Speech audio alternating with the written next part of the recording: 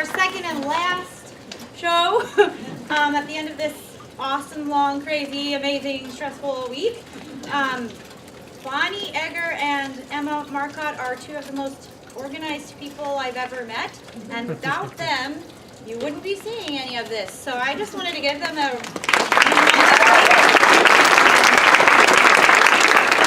I also want to give a shout out to Heather Gordon because she's an alumni here and owes us nothing and spent the week with us anyway, helping coach our sound team along. So thank you, Heather, so much.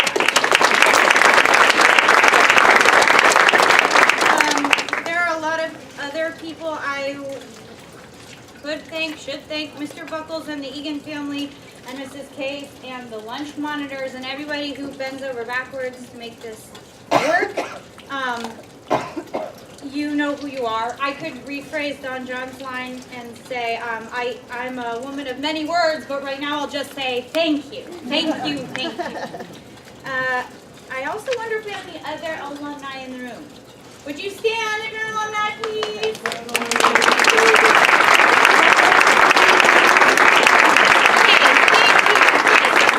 These guys actually are also to be credited with what you're about to see because we always make the older students train the younger ones as we go. There's just not enough time for every student to have input from the teacher, but it's a learn as we do together, and the older ones are always passing on the skills and the tricks that they've learned. So thanks to all of you alum and thanks for coming back. We hope you enjoy it. Let's see, 8th grade this year put together a green show, which just means it's a short summary of our long form play. We called this one Much Ado About 10 Times Faster. So we hope you love it. Pay attention and then you will understand the long show that much better. Last thing I want to say, besides that I'm very proud of the cast and crew, is that silence in theater is not golden. At the movie theaters, you want to be quiet. But here, please cheer for the good guys and laugh at the jokes. And you can even boo and hiss when the bad guys come on. That is wonderful. That's totally appropriate theater etiquette. So let's pray real quick.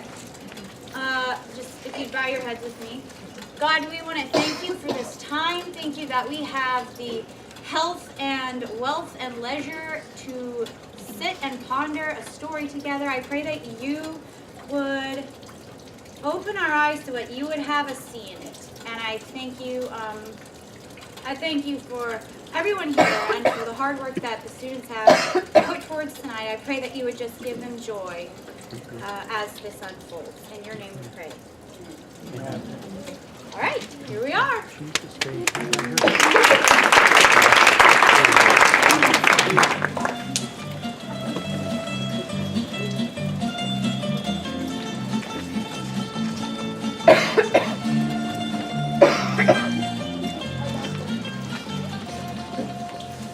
Welcome to Italy, my friends. It is a beautiful evening for a party, and I'm hosting one. I'm Leonardo, and this villa is mine. One of the grandest in all Messina. You like, no? Well, anyway, the boys are back in town, and my daughter has her eye on one. It's true, though, isn't it, Hero? Beatrice. Well, anyway, I'm sure no one will be able to enjoy themselves. You and Senior Benedict will fight like cats and dogs, as always. Any good woman in her right mind has no choice but to disdain Senor Benedict. At least it is a merry war between the two of them. A skirmish of wit every time. Welcome, Don Pedro. Leonardo, so good to see you. You know, the fashion of the rest of the world is to take care of themselves, but you go out of your way to take care of us. Thank you. Well, Don Pedro, Claudio is quite smitten with Hero. Amen. She is a worthy lady. I will talk to her for you if you'd like. You would? What would you say? Leave it to me. You disappoint me, Claudio. I'd hoped you'd grow into wrinkly old bachelor pals together. You know, I'm quite worried that he's still Oh, you poor thing. You have to hang out with this beastly excuse of a man. Lady Disdain. No, Claudio wants to leave the ranks of the happy and join in with the married. Well, thank God you have no one to marriage. Perhaps God is merciful to a woman after all. Come, Claudio. I approve of the match. Yeah. What do do you say, Claudio? I were but little happy if I could say how much. You seem moodier than usual, Don John. My brother the Great thinks he's so great. Makes me sick. Don Pedro the greatest. He's taken up matchmaking. So? So, how about we take up some matchbreaking? Oh yeah. You thought so. Your niece could use a good match as well. She is quite picky, my lord. I think that we should play Cupid on Beatrice and Theodore. No. No, really, hear me. We play our cards right. The two least likely to be lovers could be the next to be wed. We'll trick Beatrice. We'll trick Benedict. Why, Hero, you shocked me. Benedict must really like Beatrice then. It's certain. Everyone knows it. But it's tragic, really. You aren't even going to tell her? Oh, no. Beatrice thinks he's a nobody. But then she's snobbish about everything. She's so superior to everyone that she stopped using Facebook before it even left the beta testing phase. Okay, yes. And she doesn't really know much about people, even though she is otherwise quite brilliant. Exactly. But what about Benedict? He is, after all, quite brave, good, and classically educated. Nothing can be done for him. She will never in 1,000 years allow him any serious attention.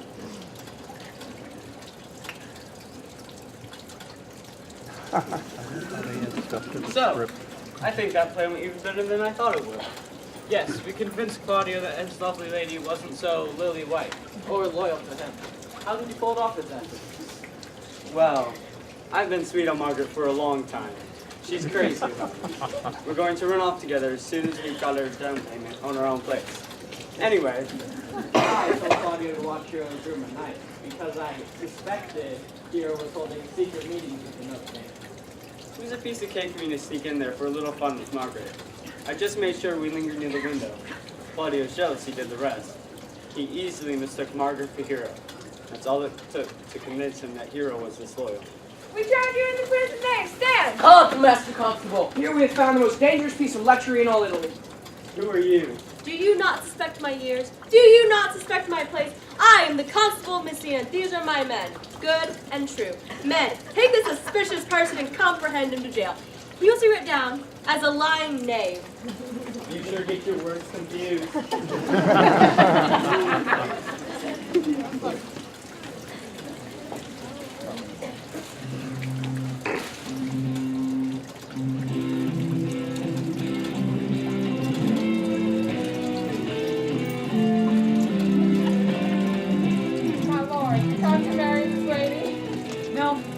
No, Burr. You come to marry her. He comes to be married to her. No, Hero, no. I will not marry you. Thank goodness Don John warned me about you, you disloyal lady. You ought to be ashamed. Disloyal? Are you out of your mind? We have seen it with our own eyes. What other proof do we need? He's right, Hero. You ought to be ashamed. The word of 2 men is more than enough to outweigh the word of 2 women, even if one of them is my daughter. I am ashamed, heartbroken, humiliated. I want to die. Peace. Peace. Everyone peace. We shall tell everyone that Hero has died. Tell everyone she has died. Tell everyone she has died. Tell everyone she has died. Well, it will make Claudio feel regretful for being so harsh, first of all. And as we gather evidence to rebuff this reckless charge that he has made against her, slowly the truth of Hero's innocence will come to light, and he will be more than shamed. He will be shamed and repentant. Are you sure? Very sure. How so? There is prerogative. Well, in that case, tell me better argue with Beatrice and how. I'm sorry, sir. You all will have to watch the play to find out.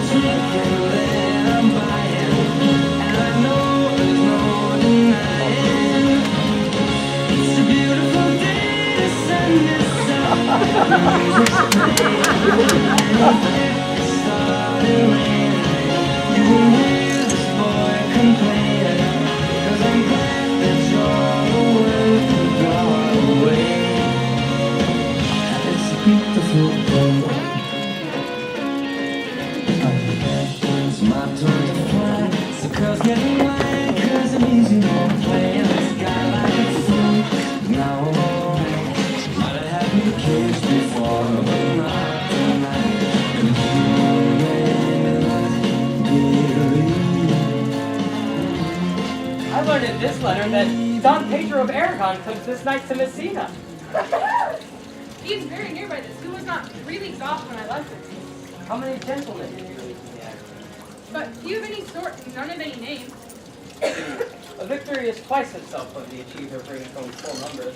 I learned here that Don Pedro has bestowed much honor on a young Florentine named Claudio.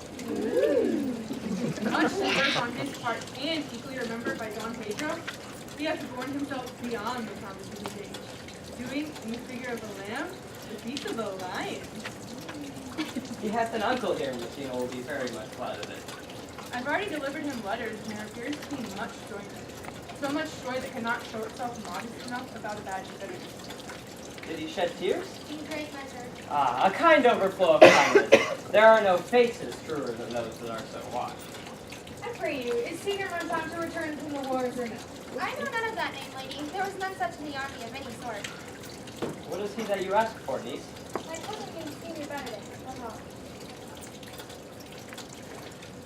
Oh, he's returning. And as pleasant as ever he was. How many have he killed and eaten in these wars? But how many has he killed and promised to eat all this killing? Faith, niece, you tax Senior Benedict too much. But he'll be mute with you, I doubt it not. He has done a good service in these wars, lady, and a good soldier too, lady. A good soldier to a lady, but what is he to a lord? A lord to a lord, a man to a man. Stuff is all honorable. It is true, he is no less than a stuffed man. But for the stuffing, well, we are all mortal. You must not mistake, my niece. There's a kind of merry war betwixt Senior Benedict and her. They never meet, but there's a skirmish of wits before them. Alas, he gets nothing by that. In our last conflict, 4 of his 5 wits went pelting off. And that was the whole man governed with one. He is his companion. He asked every month a new sworn brother. I see, lady, the gentleman is not in your books. No, and you were, I would burn my study. But who is his companion? Is there no new square now that will make voyage with him to the devil? He is most in the company of the right noble Claudio. Oh, Lord, he will hang upon him to be deceived. He is sooner caught than the pestilence, and the danger runs him presently mad. If he have caught the Benedict, it will cost him £1,000 ere he be cured. Look, Don Pedro approaches. Good, Signor Leonardo. We have come to your trouble. The fashion of the world is to avoid cost, and you encounter it. Never came trouble to my house in the likeness of your grace.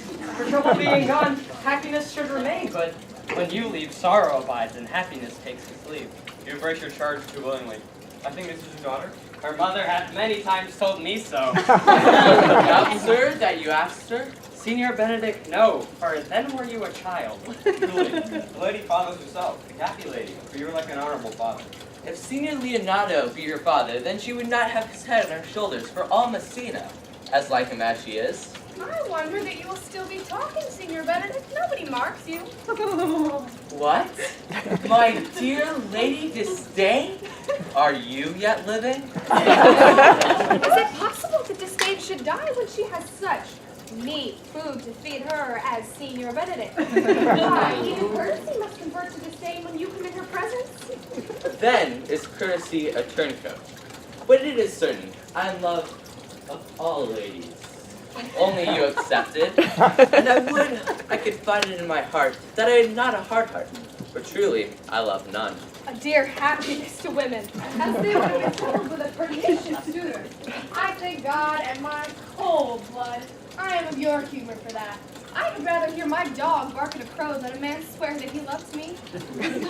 God, keep your ladyship still in that mind, so some gentleman or other may escape a predestinate scratch face. But you could not make it worse for a face such as yours were.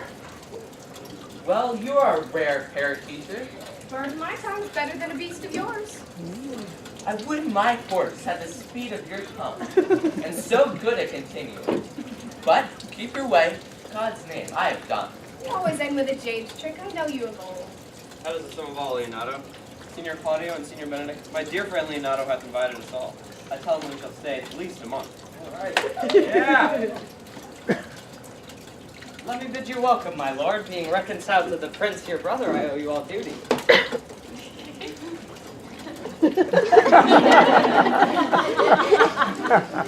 I thank you. I'm not a man of many words, but I thank you. Please, did your grace, lead on. Your hand, Leonardo, we will go together.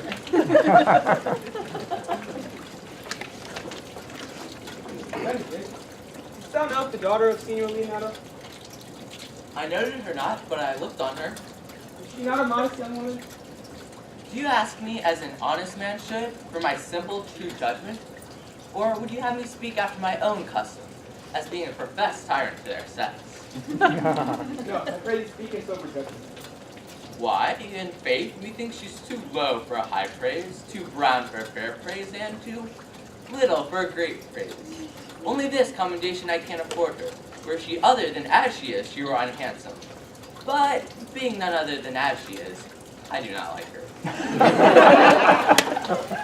Nothing is kind for it. I pray thee, tell me truly how thou likest me. Would you buy her that you inquire after her? The world buys such a jewel? Yea, and a case to put it into. In mine eyes, she is the sweetest lady I've ever looked upon.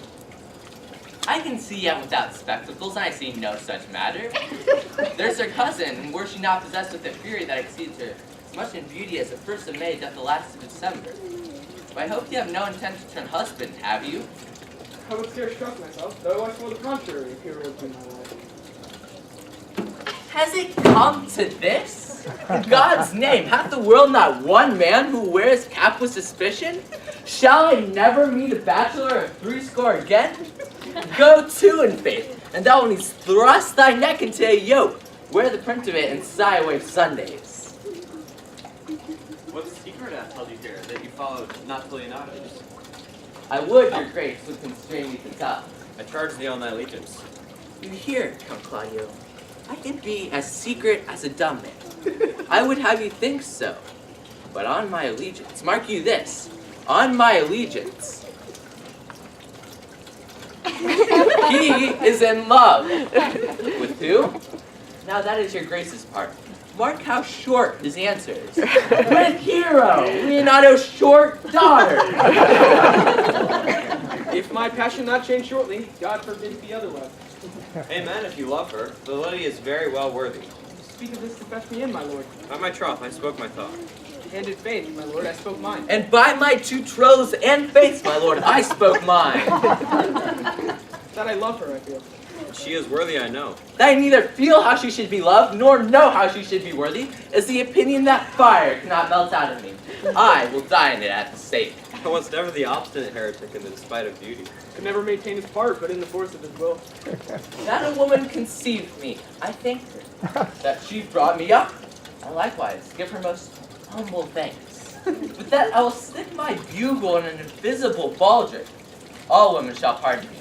For I shall not do them the wrong to mistrust any. I'll do myself the right to trust none. I will live a bachelor. I shall see thee ere I die, with pale with love. With sickness, with hunger, or with anger, my lord, not with love. Well, if ever thou dost fall from this faith, will prove a notable argument. If I do, hang me in a bottle, like a cat, and shoot at me. And he that hits me, let him be clapped on the shoulder and called Adam. Well, as time shall try. In time the savage bull doth bear the oath. The savage bull may, but if ever the sensible Benedict bear it. Mock not, mock not. Before you flout old ends any further, examine your conscience, and so I leave you. My lord, your highness is now making me good. My love is thine to teach. Teach you but how, and thou shalt see how apt it is to learn any hard lesson that may do thee good. Hath Leonardo any son, my lord? No child but Hero, she's his only heir. Dost thou affect her, Claudia? Oh, my lord. When he went onward on this ended action, I looked upon her with a soldier's eye that liked, but had a rougher task at hand than the drive life in the name of love. But now I am returned, and those thoughts have left their places vacant, and in their rooms come thronging soft and delicate desires, all prompting me about how fair young Hero is, saying I liked her ere I went to wars. Thou wilt be like a lover presently, and tire the hearer with the book of words. If thou dost love, fair Hero, cherish it. And I will break with her and with her father, and thou shalt have her. Was it not to this end that thou first begins to twist so fine a story? Oh, how sweetly you do minister to love, that now loves grief by his complexion. What need the bridge much broader than the flood? Look, what will serve as fit? This once thou lovest, and I shall fit thee with the remedy. I know we shall have a reveling tonight. I will assume thy part in some disguise, and tell fair Hero that I am Claudio, and in her bosom I'll unclasp my heart, and take her hearing prisoner with the force and strong encounter of my amorous tale. Then after to her father I will break, and the conclusion is, she shall be done.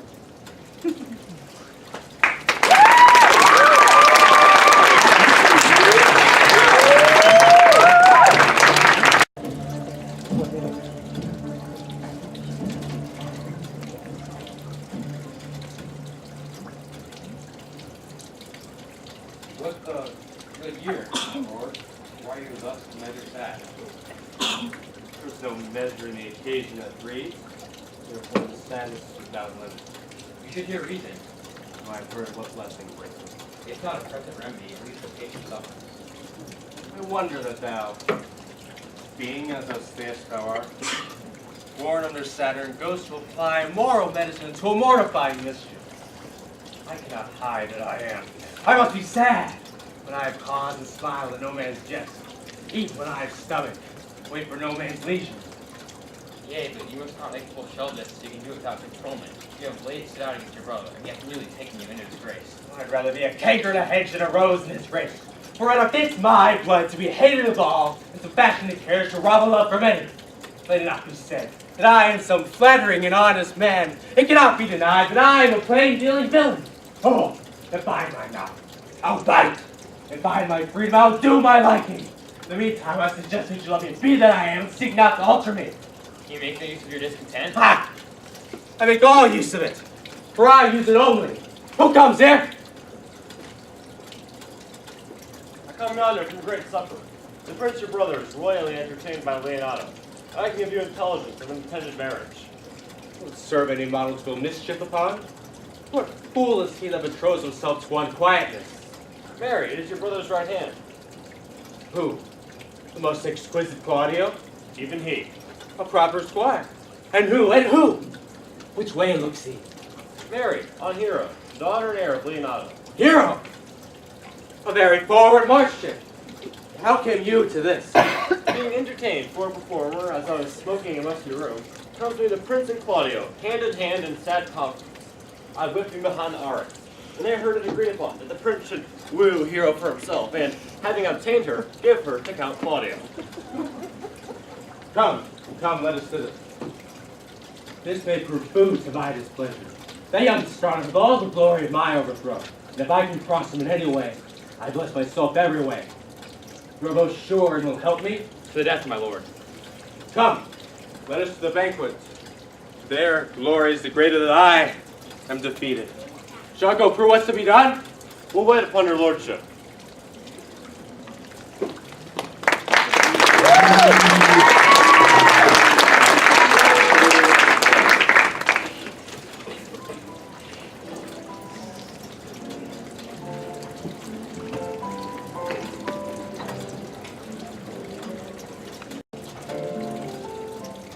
Is not Count John here at supper?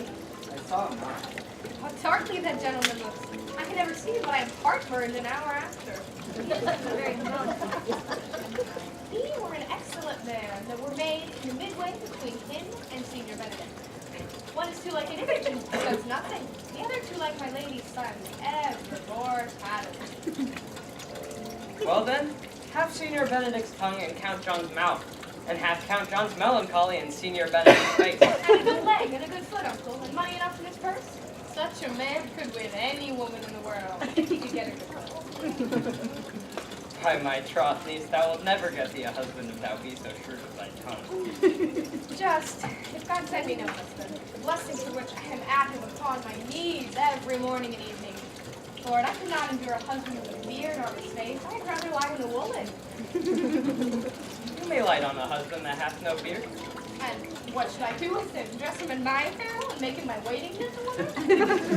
He that hath a beard is more than a youth. He that hath no beard is less than a man. He that is more than a youth, well, he is not much. He that is less than a man, well, I am not for him. Well then, go you into hell? No. Up to the gate, where the devil will greet me like an old cuckold with horns on his head and say, "Get you to heaven, Beatrice, get you to heaven. Here's no place for you maids." And he shows me where the bachelors sit, and there live we, merry as the day is long. Well, niece, I trust you to do it. Oh, it is indeed my cousin's place to make courtesy and say, "Father, as it please you." But for all that, cousin, let him be a handsome fellow, or else make another courtesy and say, "Father, as it please me." Well, niece, I hope to see you one day fitted with a husband. Not until God make men of some other metal but earth. Grieve a woman to be overmastered by a piece of valiant dust? To make account of her life to a clod of wayward marl? No, uncle, I'll not. Daughter, remember what I told you. If the prince do solicit you in that kind, you know your answer. All will be in the music, cousin, if you be not wooed in good time. For hear me, wooing, wedding, and repentance is as a Scotch jig, a measure, and a syncopace. The first suit is hot and hasty as a Scotch jig, and full as fantastical. The wedding, mannerly modest, full of state and ancientry as a measure. And then comes repentance with his bad legs, and he sinks into syncopace faster and faster, till he sink into his grave. Come, cousin, you apprehend passing shrewdly. I'm a good Irishman. I can see a church by daylight. Look, brother, the revelers are entering. Make good room.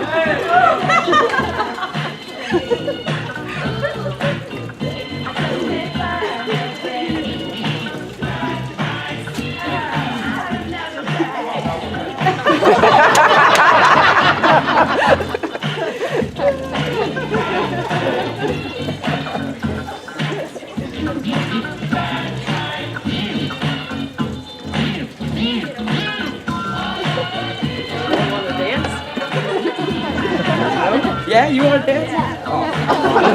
You? Come on, let's go.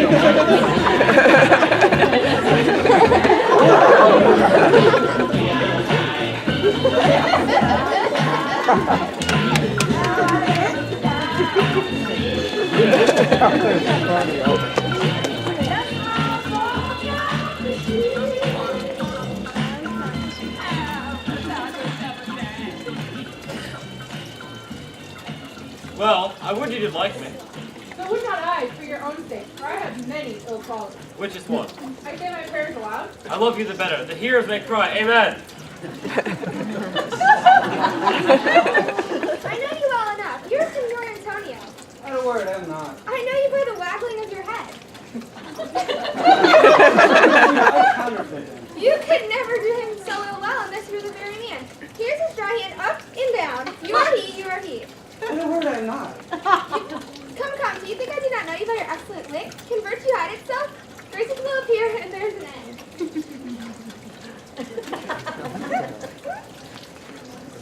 Will you not tell me who told you so? Not that I, believe me. I was disdainful and had my good wit out of 100 merry tales. It was Senior Benedict that said so. What does he? I'm sure you know him well enough. Not that I, believe me. He never made you laugh. I pray you, what is he? The prince's jester and a very dull fool. All his commendation is not in his wit, but in his villainy. He both pleases men and angers them, and then they laugh at him and beat him. When I meet the gentleman, I'll tell him what you say. Oh, do. He'll but break a comparison or two on me, which peradventure not marked, not laughed at, will strike the fool into melancholy. And then there's a portrait saved for the fool will eat no supper that night. We must follow the leaders. And every good thing. Hey, if he'll eat any ill, I'll leave him with the next turning.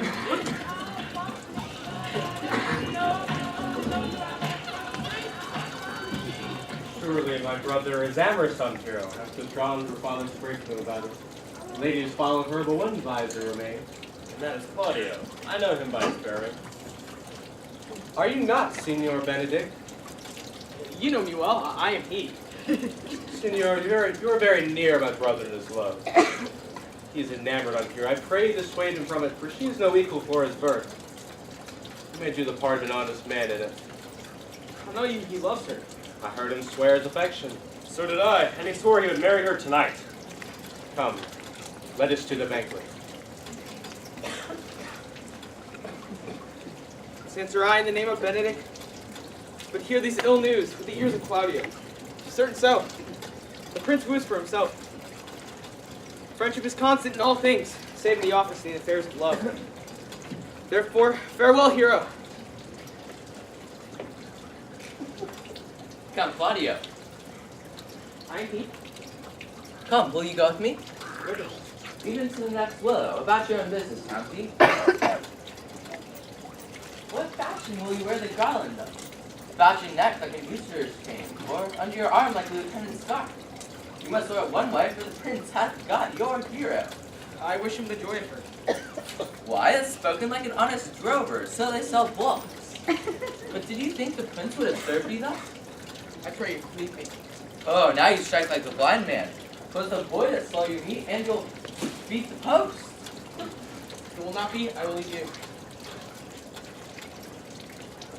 Alas, poor hurt thou.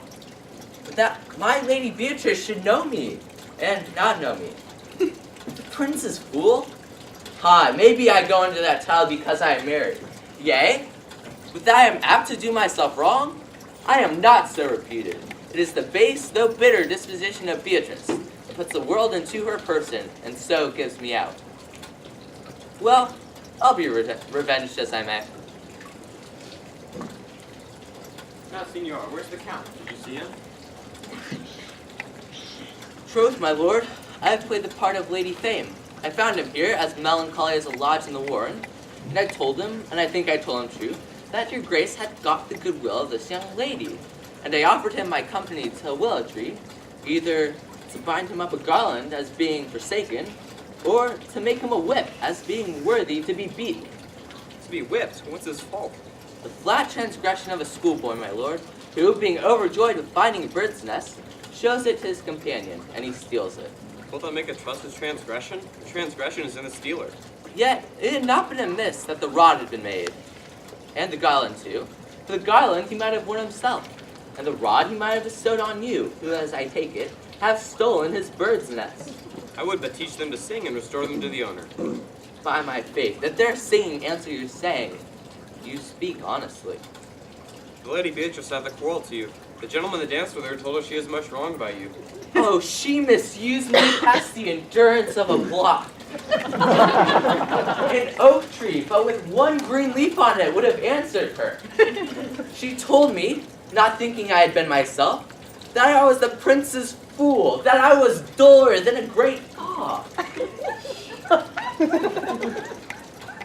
She huddled jest upon jest with such an impossible conveyance that I stood like a man at a mark, with a whole army shooting at me. She speaks poignards, and every word stabs. If her breath were as terrible as her terminations, there were no living near her. She would infect the North Star. She would have made Hercules turn, spit, yea, and cleft his club with fire. Come, talk not of her. Look, here she comes. Hath your grace any service for me to go on to the world's end? I will go on the slightest errand now to the Antipodes that you can devise to send me on. I could bet you from the furthest inch of Asia. Bring you the length of Prester John's foot. Bet you a hair off the great Tam's beard. Do you any embassage to Pygmies rather than hold 3 words conference with this harpy? You have no employment for me? None, but to desire your good company. Sir, here's a dish I love not. I cannot endure my lady tongue. Come, lady, come. We have lost the heart of Senior Benedict. Indeed, he lent it me a while, and I gave him good use for it. Double heart for his single one. Mary, he has won it of me before with false dice. So your grace may well say I have lost it. You have put him down, lady. You have put him down. So why would not he should do me, my lord, lest I prove the mother of fools? But here is Count Claudio, whom you sent me to seek. Why, how now, Count? Wherefore are you sad? Not sad, my lord. How then, sick? Neither. Not sad, nor sick, nor merry, nor well, but civil, Count, civil as an orange, and something of that jealous complexion. In faith, lady, I think your blazing to be true. Though, I'll be sworn if he be so, his conceit is false. Here, Claudio, I have booed in thy name, and fair heroes won. I have broken their father in his goodwill of things. Name the day of marriage, and God give thee joy. Count, take of me my daughter, and with her my fortune. His grace hath made the match, and in great say amen to it. Speak, Count, 'tis your cue. Silence is the perfectest herald of joy. I were but a little happy if I could say how much. Lady, as I am yours, you are mine, and I go to follow the king.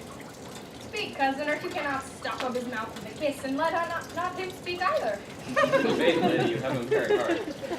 I think it, poor fool, it keeps on the windy side of there.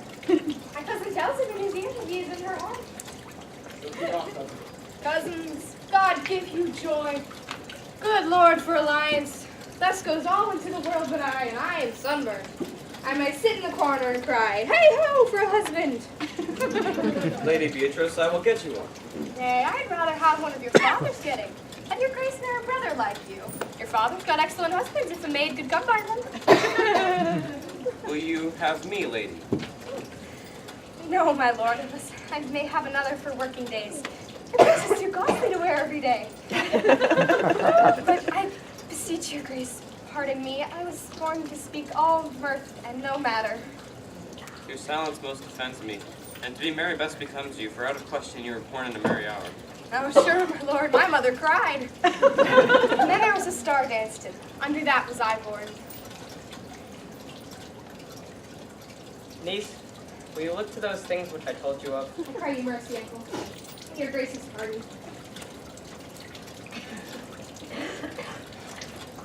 An excellent sweet lady. That she is. There's little of the melancholy element in her, my lord. She is never sad but when she sleeps, and not even sad then. For I have heard her say that she has often dreamt of unhappiness, only to be waked with laughter. She cannot endure till hear of a husband. Oh Lord, my lord, if they were but a week's married, they would talk themselves mad. County Claudio, when mean you to go to church? Tomorrow, my lord. Not till Monday, my dear son, which is just 7 nights away, and a time too short to have all things enter my mind. Come, you shake your head at so long breathing. But I warrant thee, Claudio, the time shall not go dully by us. I will in the interim undertake one of Hercules' labors, bringing the Senior Benedict and the Lady Beatrice into a mountain of affection, one with the other.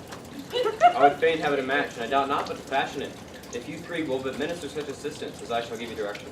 My lord, I implore you, that would cost me 10 nights watching. And you too, gentle hero? I would do any amount of sacrifice, my lord, to help my cousin to their husband. And Benedict is not the unhopeful husband that I know. Thus far I can praise him. He is of a noble strain, of approved valor and confirmed honesty. I shall teach you how to humor your cousin, but she shall fall in love with Benedict. And I, with your 2 helps, will so practice on Benedict, that in spite of his quick, queasy stomach, she shall fall in love with Beatrice. We can do this. Cupid is no longer an archer. His glory shall be ours, for we are the only love gods. Yeah! I will tell you my drift.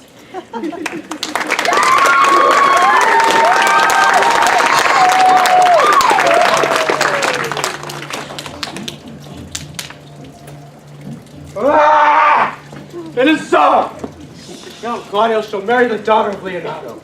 Yea, my lord, but I can cross. And he thought, and he crossed, and he intended will be distasteful to me, for I am sick in displeasure to him. How canst thou cross this marriage? I think I told your lordship of your sense. So much I am in the favor of Margaret, the waiting gentlewoman to hero.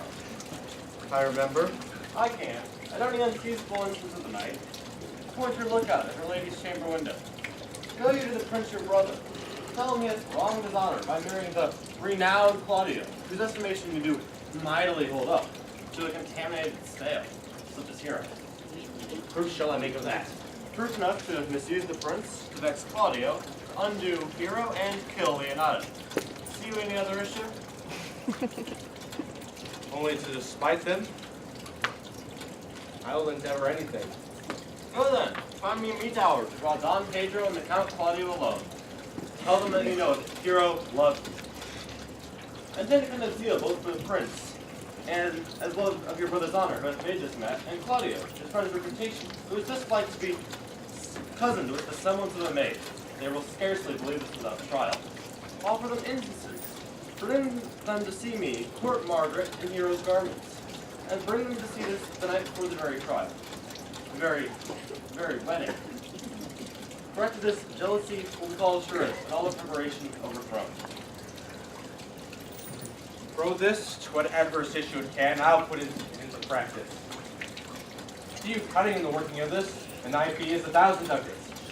Be you constant in the accusation, and my cunning shall not shame me. I'll presently go learn their day of marriage.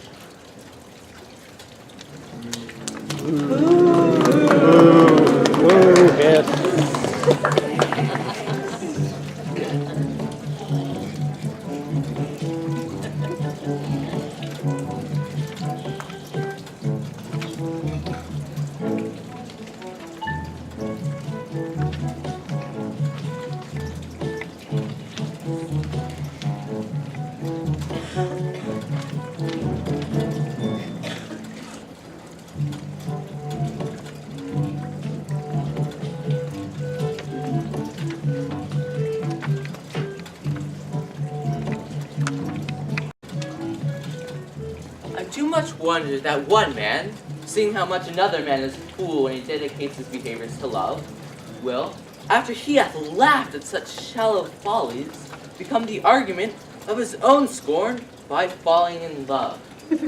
Such a man is Claudio. I have known when there was no music with him but the drum and the fife, and now he had rather hear the tabor and the pipe. I have known when he would walk 10 miles afoot to see good armor, and now will he lie 10 nights awake carving the fashion of a new doublet. He was wont to speak plain and to the purpose, like an honest man and a soldier. And now as he turned to orthography, his words are a most fantastical banquet, just so many strange dishes. Shall I be so converted and see with these eyes? I cannot tell. I think not.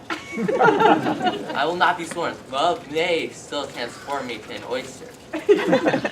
But I'll take my oath on it. Till he have made an oyster of me, he shall never make me such a fool. One woman is wise, yet I am well. Another, fair, yet I am well. Another, virtuous, yet still I am well. But till all graces be in one woman shall not come in my grace. Rich he shall be, that's certain. Wise, or I'll none. Virtuous, or I'll never cheapen her. Fair, or I'll never look on her. Mild, or come not near me. Noble, or not I for an angel. Good discourse and excellent musician. And her hair shall be of what color, please God? Ah, the prince whom I sure love. I will hide me in the arbor. Come hither, Leonardo. What was it you told me of today? That your niece Beatrice was in love with Senior Benedict? Stalk on, the foul six. I never did think that lady could love any man. No, nor I neither, but 'tis Most wonderful that she should so dote on Signor Benedict, whom she hath in all outward manner seemed ever to abhor. Is it possible? Sits the wind in that corner? By my troth, my lord, I cannot tell what to think, but that she loves him with an almost enraged affection. 'Tis past the infinite of thought. Maybe she doth but counterfeit. Faith, waking up. Oh God, counterfeit! There was never counterfeit of passion came so near the life of passion as she discovers it. Why, what effects of passion shows she? They bode well, but this fish will bite. What effects, my lord, what effects? You heard my daughter tell you how. She did indeed. How, pray you? You amaze me. I would have thought her spirit had been invincible against all sorts of affection. Me as well. Especially against Benedict. I should think this a gull, but that the old fellow speaks it. Nature itself sure cannot hide itself in such reverence. He hath taken the infection. Hold it up. Has she made her affection known to me? No one swears she never will. 'Tis her torment. 'Tis certain show. She says, shall I, says she, write to him whom I've so often conquered with such scorn that I love him? This says she as she writ to him. For she'll often be up 20 times a night, sitting in her smock as she writ a sheet of paper to him. My daughter tells us all. Now you speak of a piece of paper.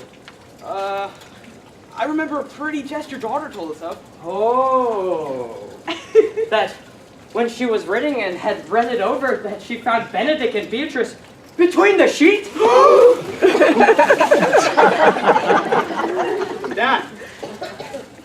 Oh, she tore the letter into 1,000 halves and railed at herself for being so immodest to someone who should so flout her. I, says she, would measure him by my spirit, for I should so flout him if he writ to me. Nay, though I love him, I should. And then down upon her knees she falls, cries, weeps, sobs, prays, curses. Oh, sweet Benedict, God, give me patience.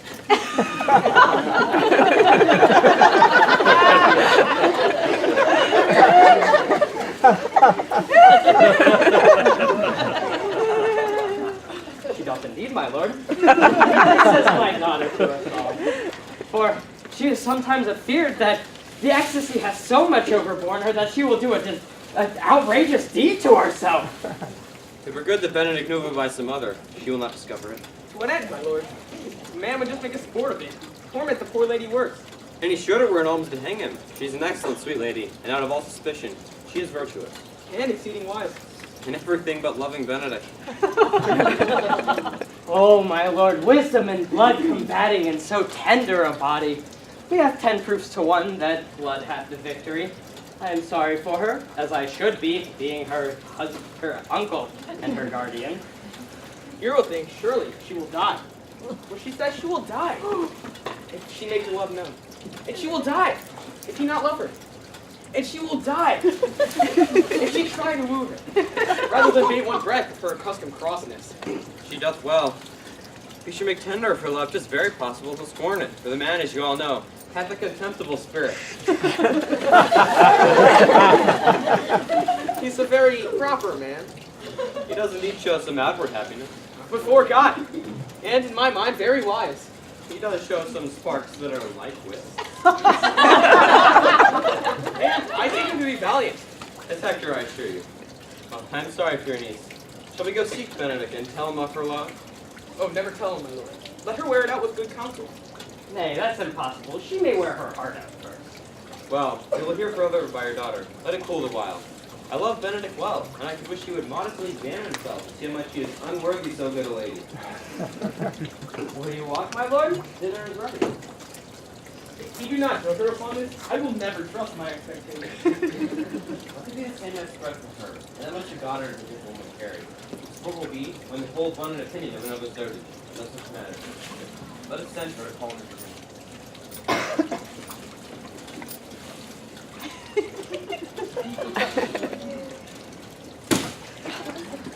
This can be no trick. conference was sadly born. They have the truth of this from Hero.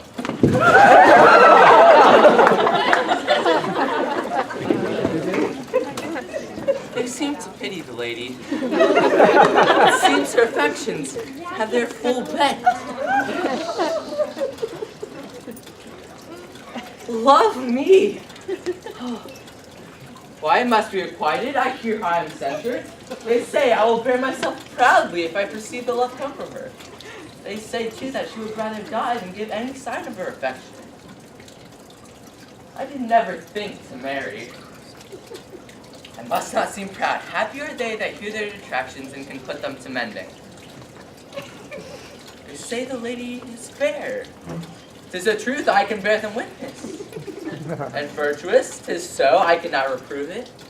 And wise, but for loving me. And by my troth, it is no great argument of her folly, nor no great addition to her wit, for I shall be horribly in love with her. I may chance have some odd quirks and remnants of wit broken on me, because I have railed so long against marriage. But doth not the appetite alter? A man loves the mean in his youth which he cannot endure in his age. Shall these quips and sentences and paper bullets of the brain awe a man from the career of his humor? No! The world must be people! When I said I would die a bachelor, I did not think I'd live till I were married. Here comes Beatrice.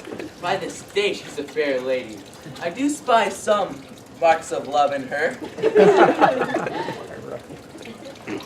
Against my will, I am sent to bid you come in to dinner. Sweet Beatrice, I thank thee for your pains. I took no more pain in the thanks than you took to thank me. If it had been painful, I would not have come. You take pleasure then in the message. Yea, as much as you take upon a knife's point. You have no stomach seeking? Farewell. Against my will, I am sent to bid you come into dinner. There's a double meaning in that.